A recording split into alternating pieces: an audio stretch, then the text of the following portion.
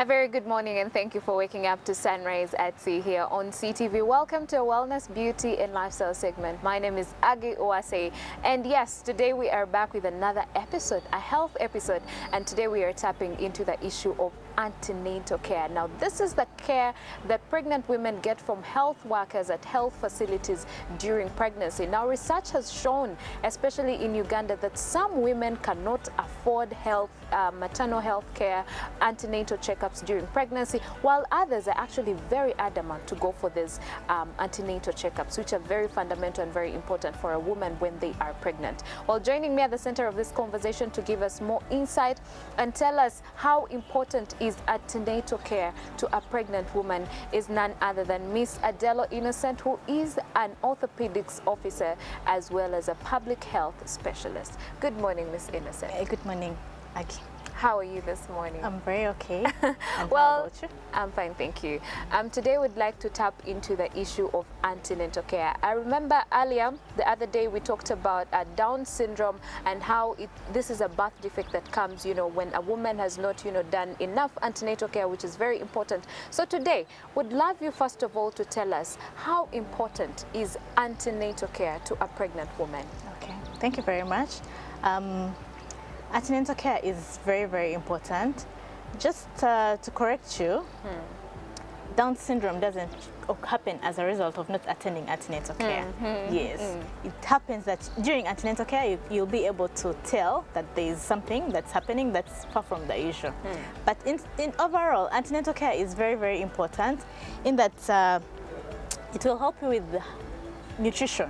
Yes. Nutrition is very, very important, especially in the first trimester. So they'll avail you some medications that you could be taking alongside the pregnancy. Yes. It's very, very important that every person seeks antenatal care, more especially in the first trimester, all throughout pregnancy, but more especially in the first trimester. Okay. Yes. Now, speaking of, it's very important that a woman gets antenatal checkups or antenatal care during the first trimester. How important is it, or how significant is it in the first trimester that, it's better in the second and the third? What is it about the first trimester that is very important that a woman needs to, have these antenatal checkups? In the first trimester, that's when the child is being formed. Because usually after the first trimester, every other development that takes place is very minimal, but majority takes place in the first trimester. For example, heart formation takes place in the first trimester. Limb formation takes place in the first trimester. The head developing or the brain developing takes place in the first trimester. So all those things require specific nutrients that when you go to the hospital, they'll encourage you to take up. What I noticed is because we are in a society that is very liberal, most people tend to rely on their aunties, their aunties and their friends, because they see it's just pregnancy. Yes, the child will develop and that's it. But that's not it. Because at the end of the day, what you do, how you look after yourself, will be the determinant of how the child will develop or grow up as a person. Yes. If you exhibit yourself to emotional stress, that's a very big problem. Emotional stress during pregnancy will affect the child. Yes. And in this aspect, I'd actually encourage all men. It takes two to form a baby. You need to be there for your spouses. You need to go for antenatal care together. Whatever advice you are given at the health facility, do take it up. It's very, very important. Offer the support at home. Yes. Offer the support at home as well. Yes. Yes. So besides that, we're talking about men to be very intentional, to be part of this whole pregnancy process, go for antenatal checkups with their women. Some will argue and they say, it's about the women. Their checkups are only done on the women. The medication is for the women, so why do I have to be present? Are there those specific checkups that require the men to be there? Okay. I'm going to answer you like this. Yes, there are some tests that are done to both the gentleman and the lady in regards to the growing fetus. But importantly, when this lady is pregnant, she's experiencing hormonal imbalances. So when she comes back home, as the man, you'll be her main support system. So you need to know this information and how important it is and how relevant it is to that baby. Because at the end of that day, you are the one who's going to be the father. You'll be the one naming the child. Yes. Eh? You'll And they'll probably stand have proud your first name and be at the like, end of the this day. is my Yes. child, this is my son, this is my daughter.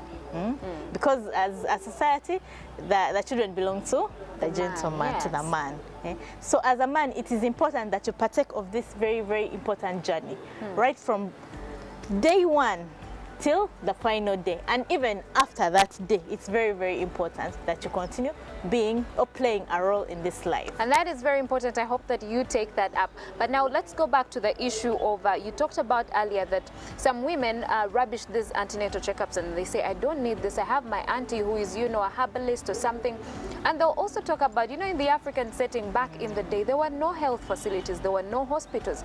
And I mean, our parents, our grandparents were born and they are well and they are just fine. So someone will say, I don't need to go to hospital for that reason. So since then and now, what has changed that is very important for the woman to go for these antenatal checkups? Have there been changes, you know, in our development at the moment, you know, besides the other back in the day when, I mean, the health facilities were not there? For instance, nowadays we have more information compared to before. So we won't say that because now we have more information, or back in the day we didn't have information, you did not know whether how many children were born at that time or the anomalies that were exhibited. You do not know that information. But what we know is now we are better equipped. It's better you go to the health facility, get all the necessary information that you'll need. Yes. Relying on the people back at home is good. Yes, it's a good support system, but you still need the hospital care as well. For example, the quality of nutrition we have nowadays is not the same as what was happening back in that day. Yes. Back in that day, there are lots of fruits, lots Vegetables, of yes, all that. And remember, all those things play a role on the growth and development of the child.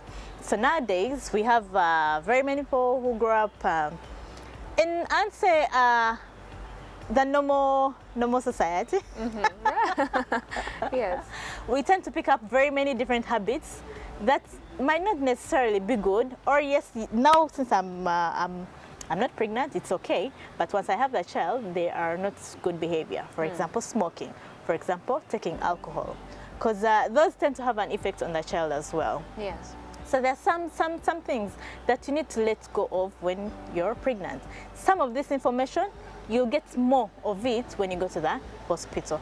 And at the same time, you have the opportunity to ask such that some of these myths are clarified. Yes. Yes.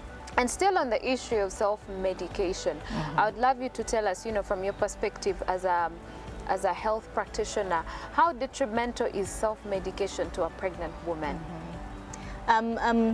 Some of these medications that you take have an effect on the baby. So you could find that someone will end up giving birth to a child who has an anomaly that came about as a result of specific drugs. So I'd encourage everyone to stop self-medication. Actually, let me not just encourage, let us stop self-medication. Self-medication has become a very, very big problem in that even the most basic drugs have been poorly used such that they are causing resistance in the community, causing even resistance amongst the people themselves. These drugs on the baby have a problem. You as an adult, yes, you've already grown and all that, but the most important person you have right now is the baby, that future leader, that future caretaker, that future mathematician. That future president. There is that too. Yes. You need to look after these babies and stop self-medicating. Yes. Stop self-medicating. There are certain drugs that are not taken when someone is pregnant, because we know the detriment or the extent to which they go ahead to affect the baby. So we should stop self-medication. Even though you're feeling sick, feeling how, you'd rather go to the hospital, get either your gyne or your doctor or the midwife, sit down and talk, other than self-medicating. At the same time, when you're home and you're feeling uncomfortable, whatever discomfort you feel, you'd rather go to the hospital or have your gyne's number or the midwife's number and call them and seek out information. Because we've also seen people who don't even know how, what are they called? Labor pains are. So someone will be at home for 1 week 5 days with labor pains, but they don't know that that's labor maybe pain. they're like cramps. Yes, they could think like that. And yet labor pains vary from person to person. Everyone will tell you their own story about labor pains. I think you've had some discussions with the... Definitely with the ladies, and everyone does tell you, for me, they were not severe. Someone else tells you, I almost died due to labor pains. Some other talk about they had induced labor because they barely had... So yes, I think it varies from person to person. So it's important that you have a number of a health worker, or always go to the hospital. Let us save both the baby and the mother. Yes. So let's now, as we wrap up, let's talk about the issue of miscarriages. And statistics do show that about 10 to 15 women over 100 do experience miscarriages. So let's talk about it. There are many causes of miscarriages. I don't know whether you recall, I mentioned emotional stability is very, very important. Yes. It's one of them. Then I said sometimes men beat up pregnant women. Oh, yes. That's not really good. And one thing I also observed, there are two kinds of, how do I call it? Trauma. Let me call it trauma per se. There is the physical trauma, and then there is the psychological trauma. Those need to stop, please, ladies and gentlemen. It has to be a proper balance. Let the woman be happy all throughout pregnancy. Otherwise, she'll end up losing that baby. Recall we spoke about nutrition as well. Nutrition also does play a role when it comes to miscarriages. But at the same time, even diseases. If you're feeling ill, do not sit at home. Some of these diseases will lead to miscarriages if not well handled. Yes. So what I'm saying is, there are very many causes of miscarriages, starting from both social, environmental, health-wise. There are very many causes. So it's better you have a balance. It's just 9 months. It's not a long time. It might look like a long time, but it's actually time a long flies. time. Time flies. Every pregnant woman talks about, carrying this child for 9 months wasn't easy. Like every month that comes by, you cannot wait until the end, especially during, I'm told, I haven't experienced it, that the 3rd trimester is the longest. And it's just 3 months, but it feels like a year to so many women. And ask those ladies right now how they feel about them. Of very course, many of them will tell you, I can't have another child. Definitely. Yes. So it's just 9 months.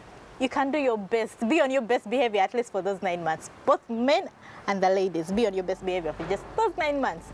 Everything will be good at the end of it all. Okay. But anyway, thank you so much for joining us on Sunrise this morning, and for all that submission and input. It's very much appreciated. Thank you very much. And there you have it. That has been Miss Adelo Innocent, who is an orthopedics officer as well as a public health expert. Well, that is what we had for you here on a segment of Wellness, Beauty and Lifestyle. Do not go anywhere. Sunrise at Sea continues. Don't blink.